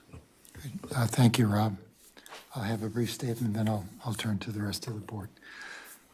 The FDIC Board is considering today issuing proposed guidance jointly with the Board of Governors of the Federal Reserve for resolution plans required under Title I of the Dodd-Frank Act for banks with assets between $250 and $700 billion. The Dodd-Frank Act established a statutory requirement for covered companies to develop plans for their rapid and orderly resolution. The FDIC and the Federal Reserve have the responsibility under the law to review and assess those plans, to provide appropriate feedback and guidance for further plan development, and to make findings and determinations of credibility as warranted. The objective of the guidance being proposed today is to enhance the Title I resolution plans prepared and submitted by a group of firms with assets between $250 and $700 billion. That includes the largest regional banks. Similar to the first two cases considered by the FDIC Board today, this proposed guidance focuses on a set of large regional banking organizations that are just below the U.S. global systemically important banking organizations in terms of their size, their complexity, and their potential and the potential impact of their failure on U.S. financial stability. Under the Dodd-Frank Act, as implemented by rulemaking of the FDIC and the Federal Reserve, these banking organizations are required to submit resolution plans every 3 years. Many of these institutions have now submitted plans for several cycles. The FDIC and the Federal Reserve have provided individual feedback on these prior submissions, but unlike the U.S. GSIBs, the agencies have not previously provided guidance to this set of firms to clarify resolution planning expectations. The agencies had begun developing such guidance prior to the bank failures earlier this year. That recent experience only reinforced the value of providing such guidance to facilitate the further development of these institutions' resolution plans and their underlying capabilities. The proposed guidance draws upon the guidance that the FDIC and the Federal Reserve previously issued to the U.S. GSIBs and to certain large foreign banking organizations. It reflects observations drawn from the most recent resolution plans submitted by this group of institutions. In addition, the proposed guidance addresses certain capabilities that are essential for firms to have to effect an orderly resolution, such as those necessary to project the capital and liquidity needed to carry out their plan, operational capabilities related to payment, clearing, and settlement activities, collateral, management information systems, and shared and outsourced services. The proposed guidance consists of 2 documents, one addressed to domestically controlled institutions and the other to foreign-based banking organizations. This bifurcation reflects the important differences between the expected resolution of these 2 types of organizations. Further, consistent with the long-held approach of allowing a firm to choose the resolution strategy that works best for it, both documents are segmented by the 2 types of strategies that have previously been presented in their Title I submissions, specifically a single point of entry strategy or a multiple point of entry strategy. The proposed guidance would enable these institutions to continue to submit resolution plans using the strategies they believe would be most effective. It would also help ensure that each institution's plan addresses adequately the key resolution vulnerabilities of the firm and its selected strategy, including appropriately supporting the assumptions underlying the successful execution of its chosen strategy. The proposed guidance for foreign-based organizations also addresses resolution issues presented by U.S. branches of a foreign bank and the interaction between the home country resolution strategy for the firm and the resolution plan strategy for its U.S. operations and entities. This guidance would be another valuable component of efforts by the FDIC and the Federal Reserve to strengthen resolution planning for large regional banking organizations. The objective of this work remains to reduce the risk to U.S. financial stability that the failure of one of these organizations could present. I support the proposed guidance and look forward to the comments we receive. As with the other matters acted on today, I'd like to thank the staff of the FDIC for their hard work in putting forward this proposal. I would also like to thank the staff of the Federal Reserve for their collaboration and contribution to this important step in advancing resolution readiness for large regional banks. That concludes my comments. Vice Chairman Hill. I plan to vote against the proposed Title I guidance for domestic and foreign triennial full filers. Given the agency's highly ambitious regulatory agenda for large banks over the coming months, I am skeptical that this is a worthwhile use of our collective time and resources. I am doubtful that this guidance would meaningfully improve our resolution preparedness or the likelihood of a successful, orderly resolution. The most significant pieces of the guidance for multiple point of entry firms, which includes all of the domestic firms in scope, appear to be the IDI resolution section related to least cost analysis and expectations related to projecting liquidity needs in resolution. The proposed changes to the IDI resolution planning rule also before the board today include similar requirements, and I am skeptical that these additional expectations in the proposed Title I guidance would add material value to our preparedness to resolve these firms.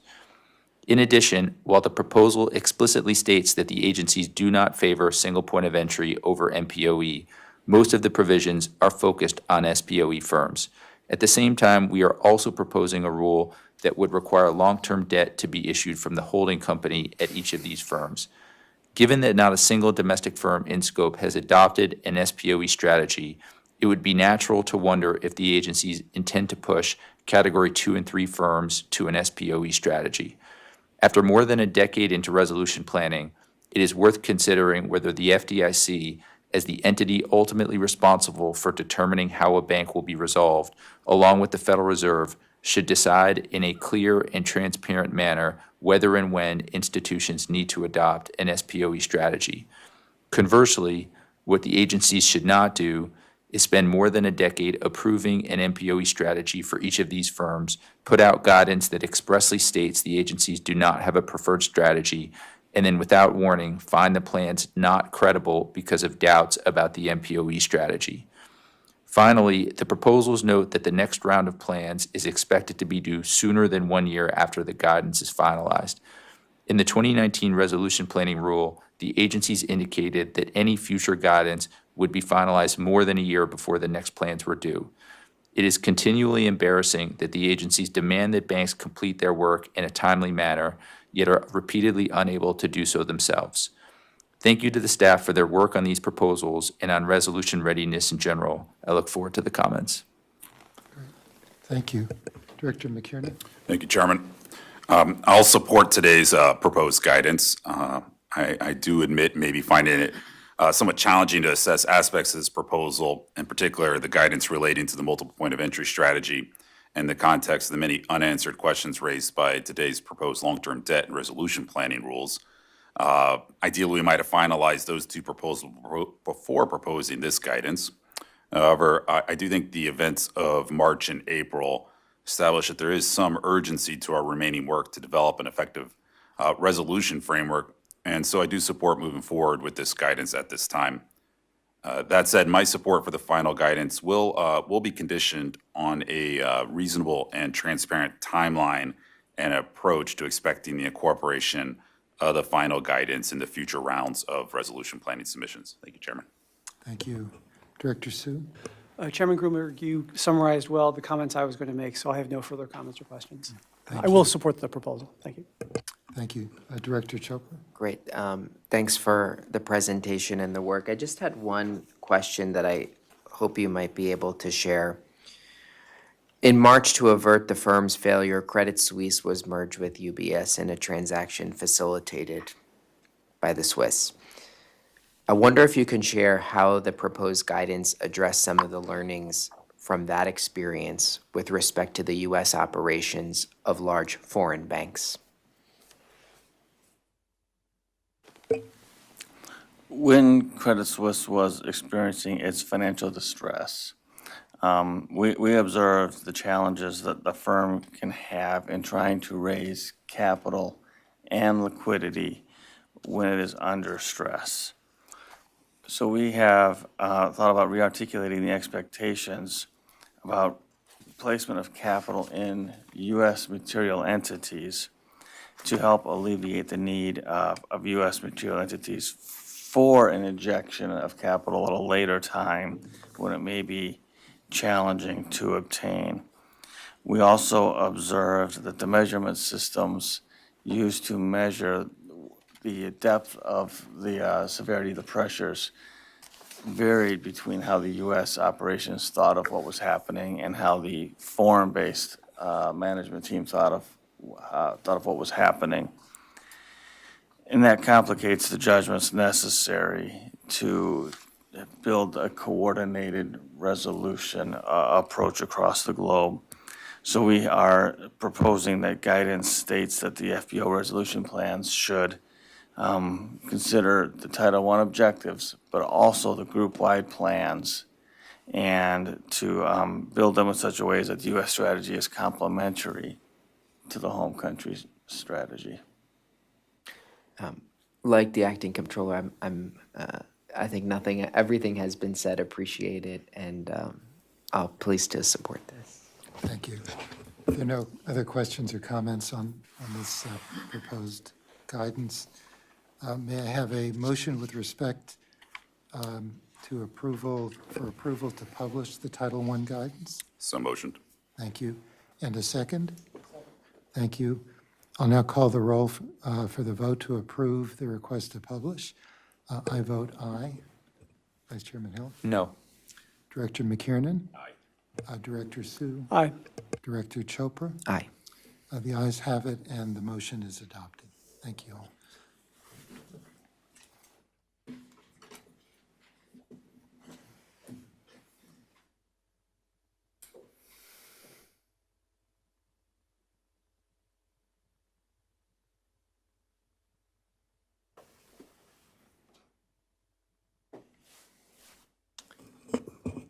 The next item on the agenda is a memorandum and resolution relating to the conditions for certain receivership delegations of authority and procedures regarding the sale of failed large institutions out of resolution. Ryan Tetrick, Audra Cast, and Penn Stark will present the case. Lots of Ryan today.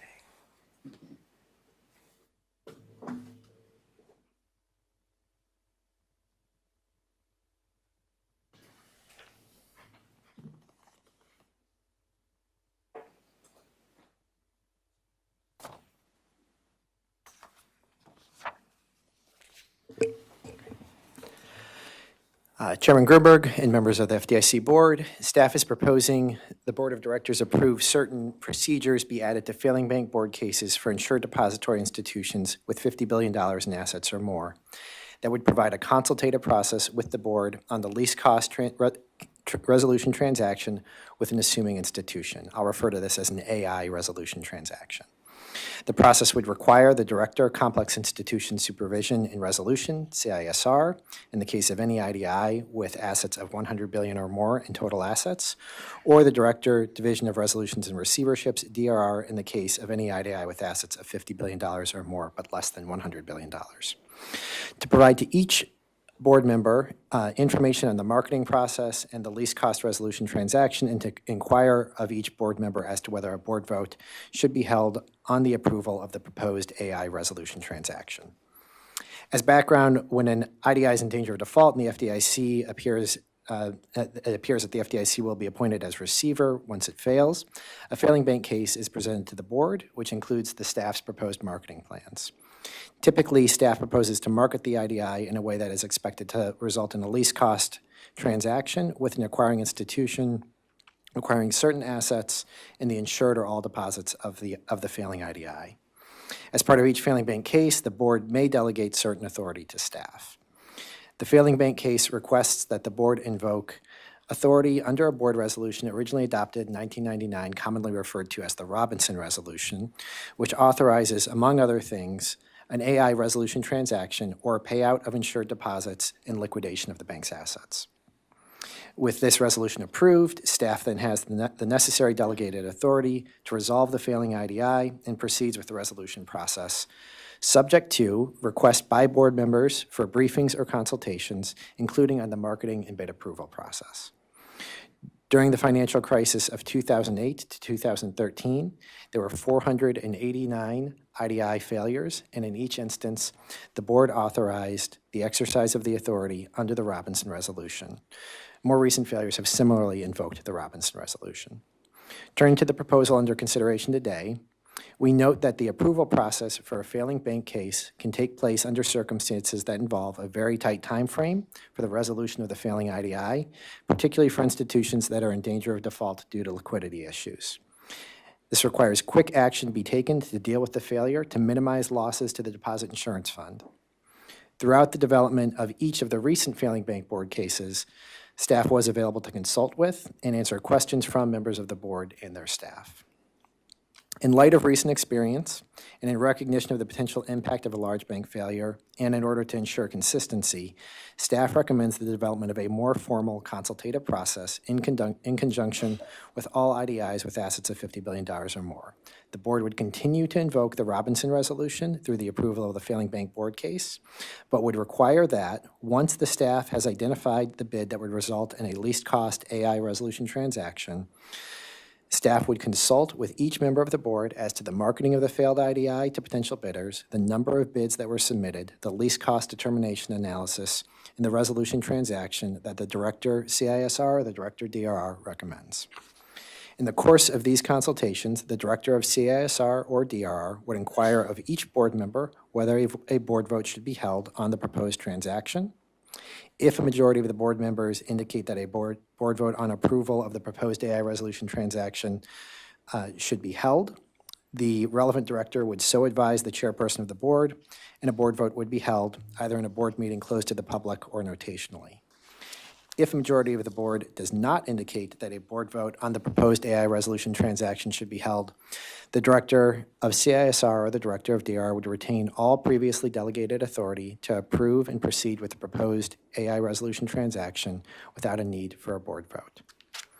In addition, the recommendation would also require that for every IDI failure, staff will provide each board member with a summary of the marketing of the failing IDI to potential bidders, the number of bids that were submitted, the least cost determination analysis, and the resolution transaction entered into after the AI resolution transaction is completed.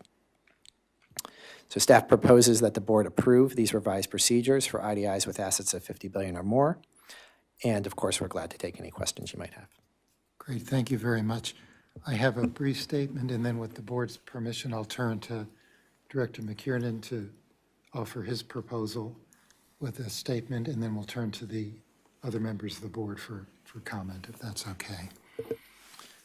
Today, the FDIC board is considering additional conditions and procedures regarding FDIC board consultation to be imposed in connection with the sale out of resolution of a failing large insured depository institution with total assets of at least $50 billion. These procedures largely formalize a consultative process that has been typical in past failures involving large banks. Importantly, from a corporate governance standpoint, these procedures provide for meaningful FDIC board engagement at a time when the FDIC may need to proceed expeditiously to ensure an orderly resolution, and that depositors have access to their insured deposits as soon as possible, as required by law. More specifically, the process would require that the Director of the Division of Resolutions and Receiverships or the Director of Complex Institution Supervision and Resolution, depending on the size of the failing bank, would require them to provide to each board member information on the marketing process for the failed bank, the potential qualified bidders, the bids received, and the least cost transaction. In addition, if the least cost resolution involves acquisition by another insured depository institution, the relevant division director would be required to consult with each board member as to whether a board vote should be held on the approval of the proposed acquisition of the failed bank by the acquiring bank. If a majority of the board were to indicate that a vote should be held, then the acquisition would not proceed until approved by the board. If a majority of the board members do not indicate that a vote should be held, the acquisition would proceed. Finally, I would like to take this opportunity to acknowledge, if I may, Director McKiernan, who first raised the question of whether the board should formalize a process for consideration of these resolution transactions. While there may be some differences on the approach to be taken, I appreciate his thoughtful and constructive efforts as we considered these issues. I would also like to thank the FDIC staff for their thoughtful work on this matter. That concludes my statement, and I'll now turn to Director McKiernan. Thank you, Chairman. Appreciate that. So I suspect some people are surprised to hear that the board did not actually vote on the FDIC's sale of First Republic after it failed in April. Instead, staff selected the winning bidder under delegated authority. Now, I personally don't think that's the right way the board should do things, especially given the significance of the issues involved, not the least of which was the $13 billion cost to the DIF. After some conversations with the chairman, other board members about this issue, potential solutions, and as contemplated by our bylaws, 10 days ago, I delivered notice asking that we consider at this meeting my proposal to address this issue. So my proposal specifically would require that in the event of a failure of a bank with at least $50 billion in assets, the board must approve any transaction that would dispose of all or a substantial part of the assets, the deposits, or the insured deposits of the failed bank. Now, we just heard an alternative proposal from staff that helpfully would provide for a board vote in certain cases. But unhelpfully, it would provide for that vote only if 3 directors, a majority of the board, wanted to have a vote. So I don't think this goes far enough in reinstating the board's proper role in overseeing major matters like this. And so now I'm asking the board to vote on my original proposal, which I offer in the nature of a substitute to staff's proposal. And again, my proposal would require a vote on any failed bank sale where the failed bank has more than $50 billion in assets. Importantly, we should have that vote regardless of whether a board majority has said it wants a vote. Now, it's worth some emphasis that my proposal, staff proposal, neither of us would change the simple majority vote requirement. The only practical difference between my proposal and staff's proposal is that mine would require board members to go on the record for or against a particular sale every time, even when a majority of the board sort of silently supports the sale. By law, management of the FDIC is vested in the board. Consistent with that statutory mandate, I think it's important each member go on the record on consequential issues like this. Going on the record is important for accountability and transparency in its own right. I think it's incumbent upon us to stake an informed view on consequential decisions like this and hold ourselves accountable to explaining our reasons. Going on the record may also even lead to hopefully better outcomes coming out of these auctions. If you know you're going to vote, you're going to have more incentive to closely monitor the auction process, to develop an informed point of view on the staff recommendation as to the right sell, and you're going to present a credible challenge to staff, to management on the key questions. The First Republic auction, I think, is actually a good case in point here. I think the board as a whole should play more of a role in monitoring the auction process there. That auction process did not take sufficient steps to develop options under which non-bank bidders could have acquired the assets of First Republic. That auction also did not take sufficient steps to develop options under which the bank bidders could have acquired only the insured deposits of First Republic, leaving the uninsured deposits behind to bear losses. Had an eventual board vote been contemplated, I think the board as a whole hopefully would have had a call or two that weekend, again as a whole, where we would have talked about this, and perhaps maybe a minority of the board could have driven some real-time enhancements in the auction process to remediate these gaps, maybe even result in a different winning bid. I think the board as a whole also should have taken a closer look at the least cost analysis that selected the winning bidder. That analysis was exceedingly sensitive to really one or two key assumptions as to the liquidation value of some of the large asset pools that would have been left behind by some of the bids. Had an eventual board vote been contemplated, some discussion on the board about these assumptions could have led to a view that maybe there were different reasonable assumptions and even a different winning bid. But ultimately, it's really besides the point whether a board vote would have led to a different outcome. The key point here is the board should have played more of a role. There were significant exercises of judgment and discretion by staff in designing the auction process and selecting the winning bidder. Those decisions had, they entailed significant trade-offs, policy trade-offs, and they had very far-reaching implications for the future. I think, again, to repeat myself, it's the job of the board member to stake an informed view on consequential decisions like this and hold themselves out to the public as given their reasons.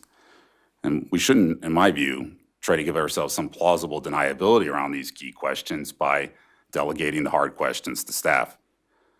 My proposal would fix all that and help restore to the board to its proper oversight role.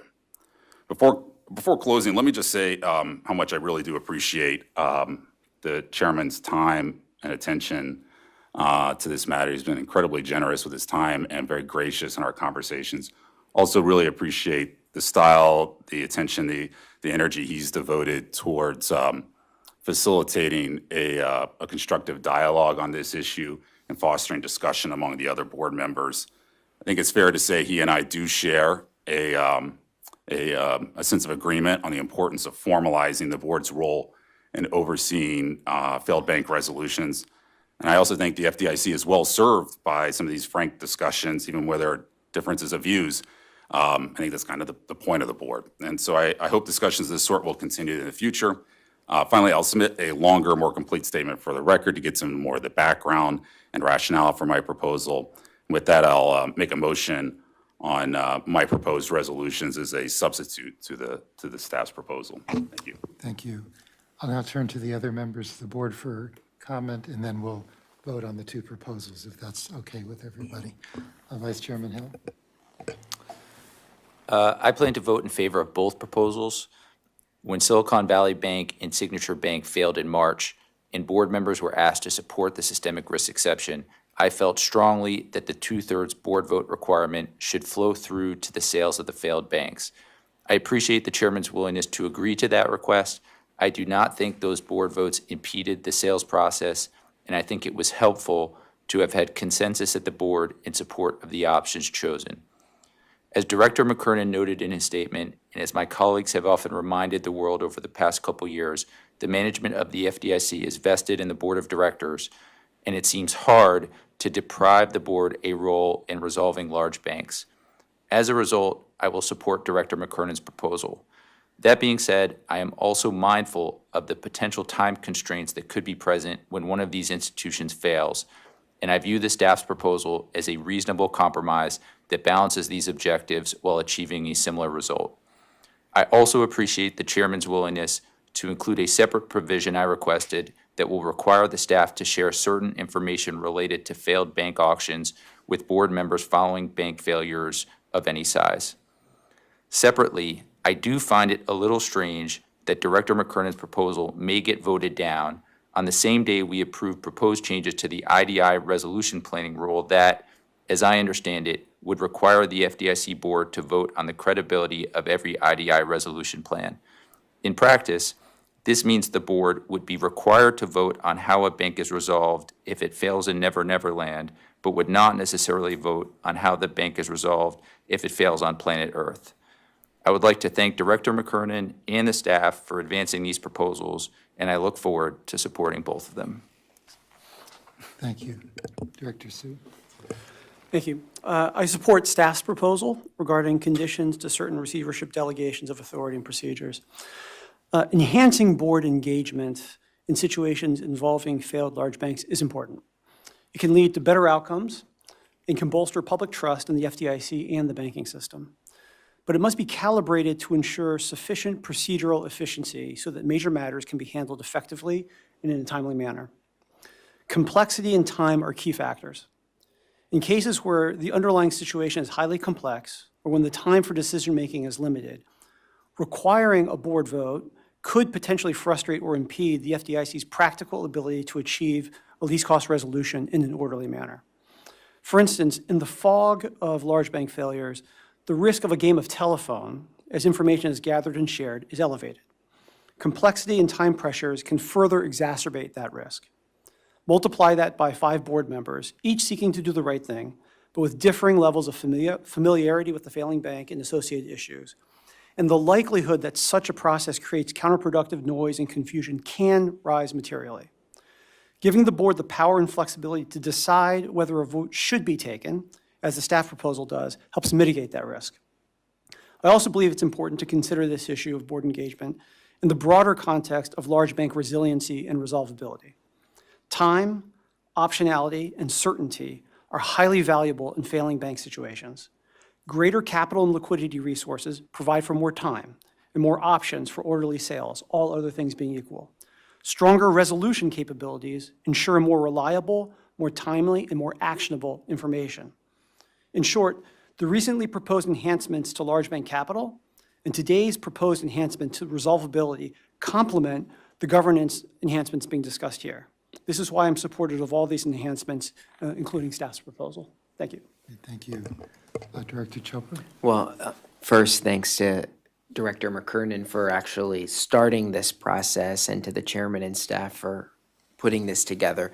Let me make a couple of points. I completely agree about board accountability and, in fact, the ability for the public to be able to ascertain what board members' views are on major matters, I think is very, very important. And I think, I appreciate the chairman's willingness and receptivity for us to enter into statements, be able to say and explain votes and our views. That is very, very important. The one place where I feel both proposals actually do a good job of is make clear the supremacy of the majority of the board. That is very, very important, and that is something the chairman has always embraced. The pause I have about Director McKernan's proposal really comes down to a very plausible scenario of a 4-member board and deadlocking. We do vote on each bank failure. We do vote to authorize, the appointment of being receiver and for staff to undertake certain activities. And I do fear that it is important that if a majority of the board does not want to continue with a sale, that we are able to stop that or change course. I don't want to see a situation where there is an ad infinitum deadlock. And I do think that we always have to make sure we're preventing that. And I do hope that even where a majority of the board does not want to vote, that board members do feel that they can express their views in writing, in public, and as they should. Good, thank you.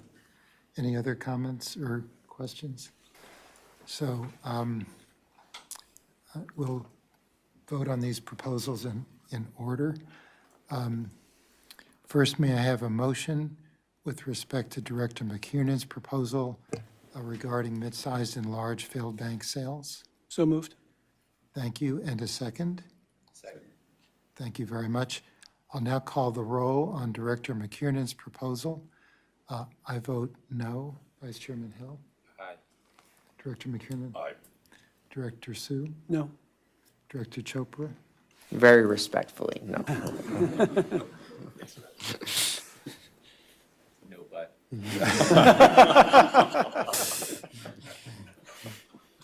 The motion fails. May I have a motion with respect to the proposal regarding conditions to certain receivership delegations and procedures relating to failed bank sales out of resolution? So moved. Thank you. And a second? Second. I'll now call the roll for the vote to approve that proposal. I vote aye. Vice Chairman Hill? Aye. Director McKiernan? No. Director Sue? Aye. Director Chopra? Aye. The ayes have it, and the motion is adopted. That concludes our discussion agenda for today. I'd like to thank all of our board members for their thoughtful engagement on what's been a pretty ambitious agenda for this morning. And with that, I'll adjourn our open meeting and we'll move into closed session. Thank you all, and thank you to the staff.